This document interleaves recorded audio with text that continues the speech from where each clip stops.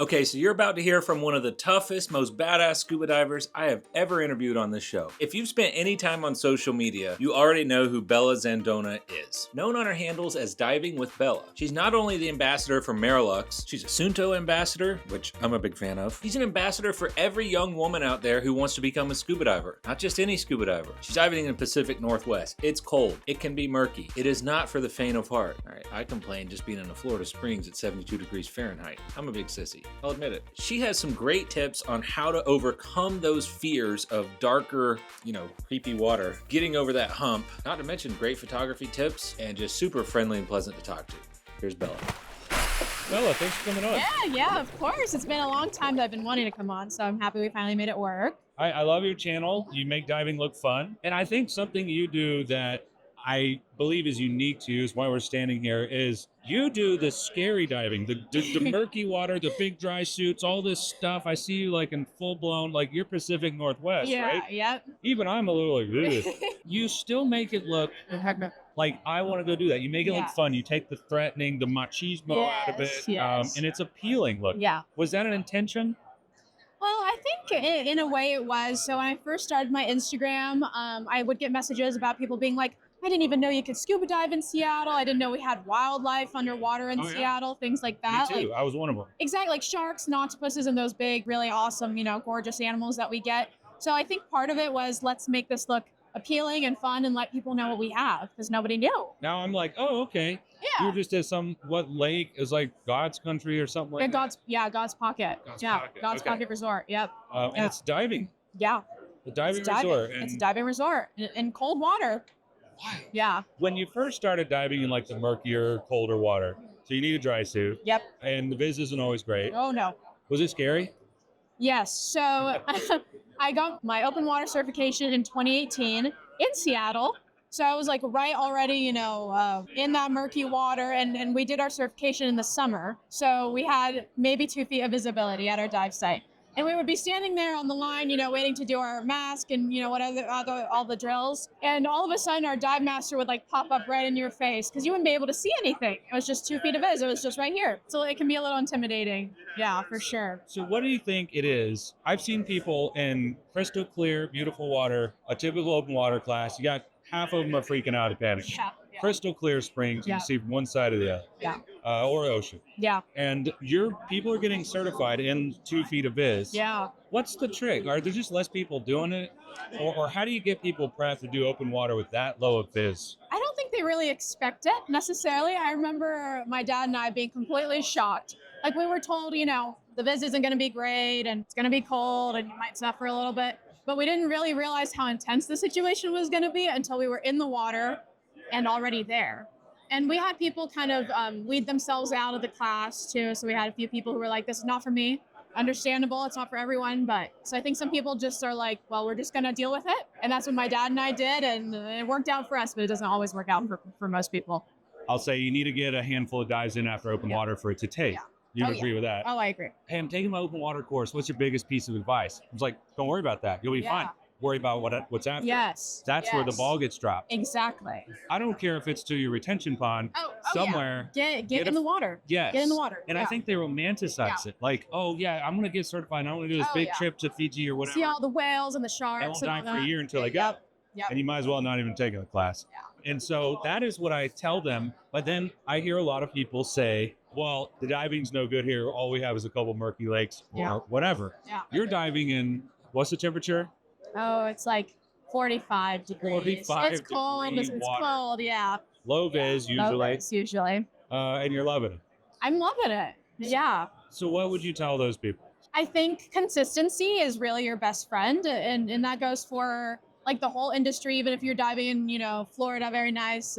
Or if you're diving in Seattle, which can be a little bit more intimidating. But the consistency is key. And also finding something that you are passionate about within the scuba world. So for me, that was photography.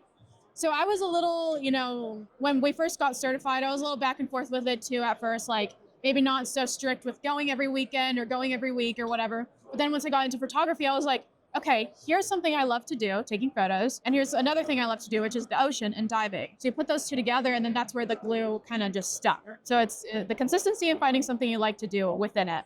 And here you are. You're an ambassador for Marelux. Yeah. Did I say that right? Yes, Marelux. I don't know yes. why I want to say Marelux. I Isn't it know, like I know. Marelux. How did that happen? I've been an ambassador since 2022, I believe. And it was, they contacted me and they were like, oh, we see this young woman in this industry that doesn't have a lot of young women. And we would like to support you and help you grow. And then that's really what they've been doing for me. And then within the company and just kind of growing together. It's hard to get a real job in scuba diving. Isn't Yeah, it is. But so you got a good one, and it's fun. It's fun. I get to be here and talk to people, and then that's what I really love. And you don't see a lot of women, especially young women, in diving at all. Yeah. But especially photography. Yeah. It's getting better. It is. Thankfully, it is. It's getting a lot better. We've seen some changes. Still has ways to go. Yeah. Why do you think more women, more young people are starting to get into diving? It's not just some old macho sport anymore. Yeah.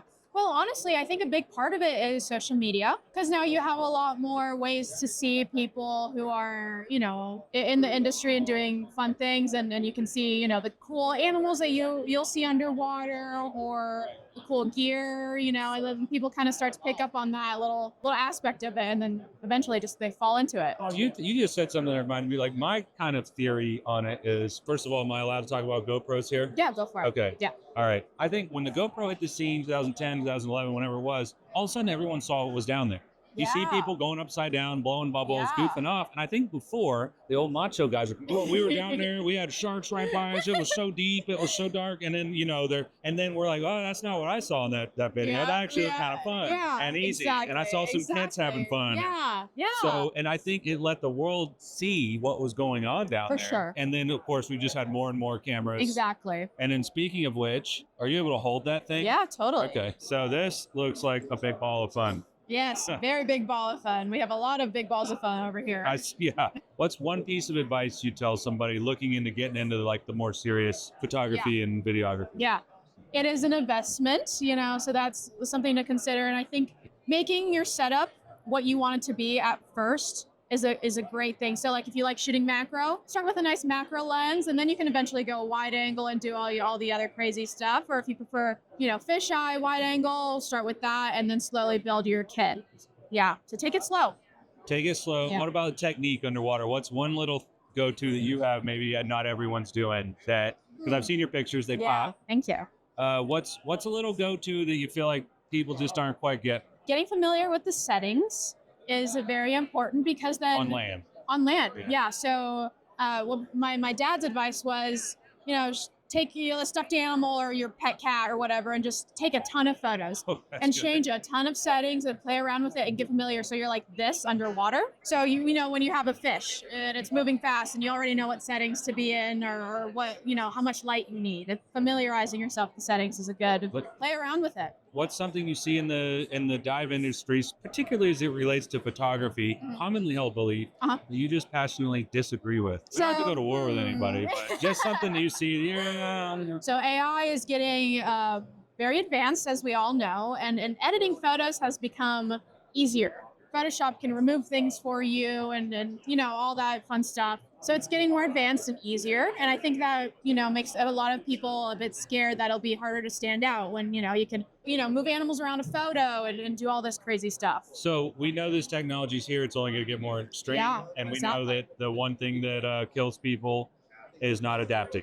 Exactly. What does adapting look like a few years down the road? That's a good question. I think some people are already starting to adapt with a lot of the photography competitions. So now we have new rules and regulations that test to see if you have used AI in your editing. So it can be a little, scary for those people who do use AI and then they get caught during a competition. So that's working around it. Yeah, exactly. What do you do for fun? You're not allowed to say photography or diving. I am a horse trainer. So that's my second job. I train young horses and I teach little kids how to ride horses too. So very different from scuba diving. Didn't see that one. I know. If anybody considering getting into photography, what would you want to leave them with? Gosh, just get into it. And you don't have to buy all the fancy gear, at the start. Just get an Olympus, get a GoPro, and just work with it. Just learn it and be passionate about it. And like you said, start filming your pets and changing weird settings. Exactly. Just play around with it. Yeah, just have fun. That's good. Yeah. Make it you. All right. Well, Bella, All right, sorry, I made that awkward. Thanks for coming on. Yeah, I It's good meeting appreciate it. Yeah, you too. Thank you so much. And thanks for watching. Nice. Never had anyone do that. Look at the camera and say thanks for Yeah, watching. there you go. That's a new one. Connecting with them. Confidence. Yeah.